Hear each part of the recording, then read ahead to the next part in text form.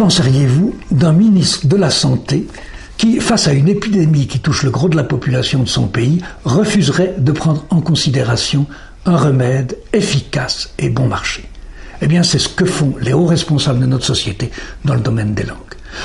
Dès que la barrière des langues se manifeste, la quasi-totalité de la population souffre de handicap linguistique ou d'une forme d'aphasie au moins légère, et on ne fait rien, alors que le remède existe, mais il est tabou. Ce remède, je l'ai vécu, je l'ai pratiqué, et j'ai pu en apprécier l'excellent rapport qualité-prix. Il s'agit d'une langue qui est née des échanges entre personnes de régions extrêmement lointaines, diverses, si bien qu'elle est tout à fait adaptée aux situations interculturelles. Tout le monde s'y sent à l'aise parce qu'elle respecte à 100% la tendance fondamentale du cerveau humain cherchant à s'exprimer, c'est-à-dire qu'on peut généraliser toute forme ayant une fonction grammaticale ou exprimant un rapport de sens entre deux concepts. C'est pas le chinois, hein, rassurez-vous, mais c'est une langue qui, comme le chinois, consiste en blocs invariables qui se combinent à l'infini, comme des Legos. Cette langue s'est répandue sur toute la surface du globe sans que les politiciens, les médias ou même les linguistes ne s'y intéressent. Depuis son apparition sur la scène mondiale, elle n'a jamais cessé de se propager, mais à un rythme forcément très lent puisqu'elle est tabou. Il y a maintenant des gens qui la parlent dans plus de 120 pays. Au début, cette langue n'avait pas d'autre nom que langue internationale. Mais le public n'a pas tardé à lui attribuer le pseudonyme du jeune homme qui a lancé le projet. Et on l'appelle maintenant Espéranto. J'ai assisté à des centaines de réunions internationales utilisant l'anglais, à des centaines de réunions internationales avec interprétation simultanée, et à des centaines de réunions internationales en espéranto. Eh bien, croyez-moi, les seuls où la discussion soit vraiment vivante, spontanée, fluide, sans jamais d'impair dû à la langue, sont les réunions en espéranto. Tout le monde s'y sent à l'aise. Forcément, parce que quand on fait ce qu'on est génétiquement programmé pour faire, tout se passe beaucoup mieux que si on doit slalomer entre des milliers d'obstacles qui contrarient votre mouvement naturel. Et puis en plus, dans cette langue, on se sent respecté parce qu'il n'y a jamais à se plier à des contraintes arbitraires qui n'apportent qu'un à la communication et qui sont tout simplement celles d'un peuple étranger. En plus, le fait que chacun sait que tout le monde a dû apprendre la langue, puisque c'est une langue étrangère pour tout le monde, contribue à ce sentiment d'égalité. On est tous sur le même pied. Il y a quelque chose qui tient du miracle dans l'espéranto.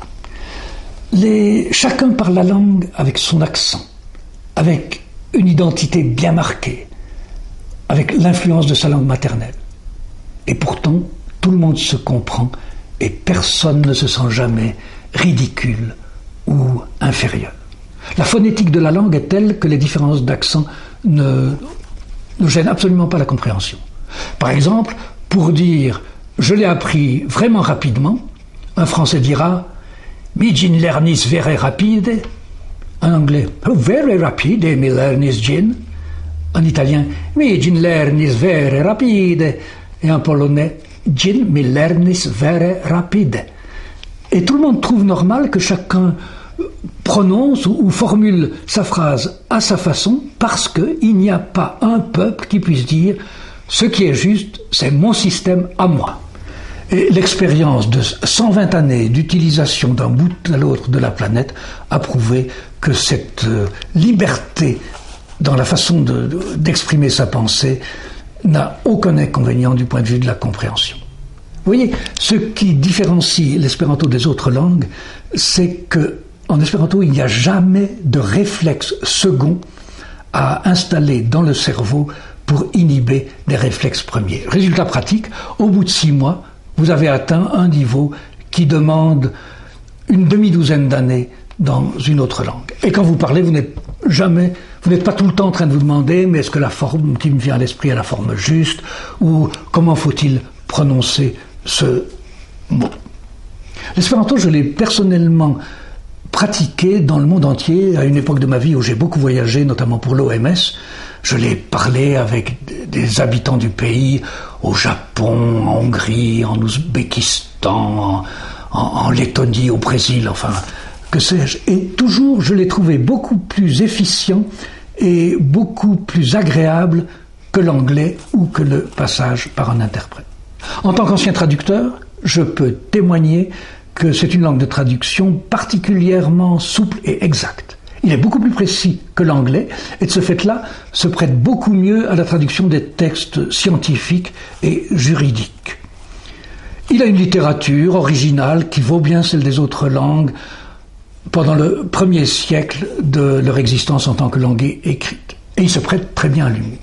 Et en plus, c'est une langue qui permet l'expression spontanée des sentiments et des émotions beaucoup mieux que n'importe quelle autre langue étrangère. Tout simplement parce que ce qui vous vient spontanément à l'esprit n'est jamais inhibé par une exception, une règle de grammaire compliquée ou une dérivation irrégulière. En espéranto, si vous savez dire lune, vous formez vous-même lunaire, selon un système qui ne comporte pas de piège.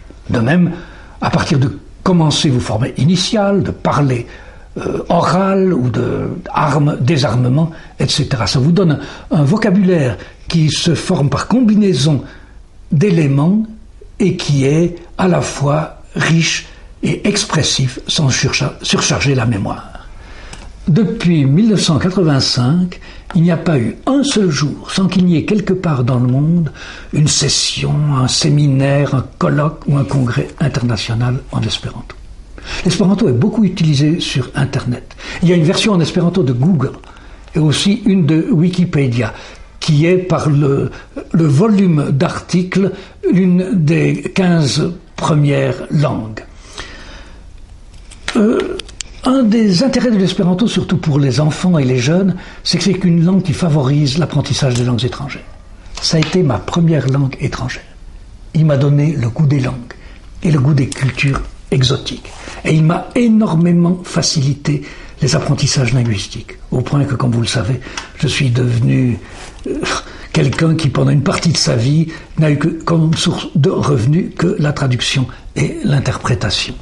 Pour guérir le monde de l'aphasie généralisée dans laquelle nous sommes tous plongés dès que nous sortons de notre sphère linguistique, il suffirait d'une action coordonnée entre les États pour enseigner l'espéranto dans toutes les écoles du monde, avec une recommandation faite aux adultes de consacrer par jour 10 minutes, donc moins que ce qu'il faut pour faire un sudoku ou un mot croisé, pour acquérir les bases de la langue. Ça suffirait pour déclencher la boule de neige qui, à terme, changerait complètement le paysage linguistique de la planète, dans le sens de plus de justice, plus de bon sens, une meilleure compréhension générale dans tous les domaines et une meilleure utilisation de l'argent des contribuables.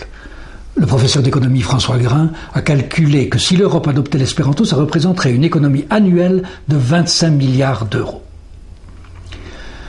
Voilà, vous êtes sceptique peut-être, vous ne me croyez pas, c'est tout à fait normal, mais vous savez, quand on a vécu un miracle, eh bien, on sait qu'il est bien réel. Si vous avez des objections, des questions, vous pouvez toujours me les adresser. En tout cas, merci de m'avoir suivi jusqu'ici, et au revoir, ou comme on dit en espéranto, gis revido, ou simplement gis.